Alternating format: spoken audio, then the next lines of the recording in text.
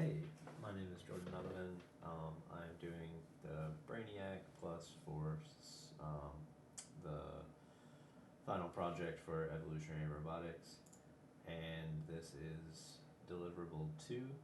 So I'm going to start the search, and it'll be going on up here, and then I'll talk about the changes that I've made. So the changes that I've made this time, last time I had recurrent connections, but only from each hidden neuron to itself, so just self connections. I've now added connections between all of the hidden neurons, so they're fully connected with random weights upon initialization. I also added these two loops here to grab the weights for each of these connections. And we really don't need the full square matrix. We really only need a triangle matrix out of it, but I still make a square matrix. I just only mutate the ones that matter in here. And speaking of mutate, I changed the mutation function so that instead of having equal probabilities of changing the synapse from, oh wow, that was fast. It's already done. So we can watch this real quick, and then I'll talk about the mutate function. I've actually watched this several times run, and it finds this type of technique works fairly often, where it's got two arms that kind of go underneath, the back one, kind of pushing. Oh wow, it's actually getting out of view. How do I turn this again? Just zoom up. Yeah, and then it's got the back one kind of pushing, and it kind of jumps. So the other changes that I made were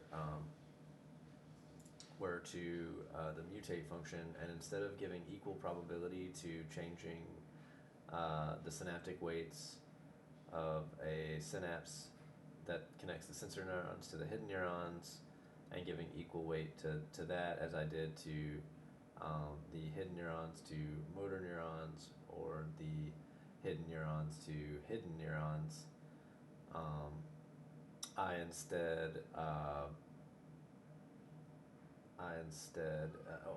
and also equal weight to adding a new hidden neuron.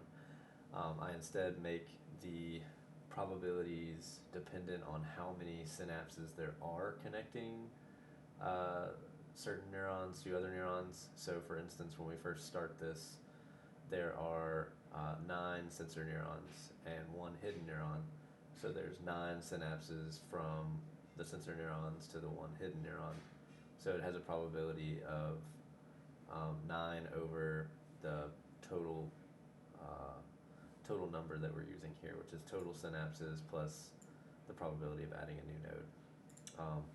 And so the total synapses would be, obviously all the synapses, and then the new node probability, we actually give it the same number as the total synapses. So it's total synapses times 2 when this mutate is first being run on the first time around.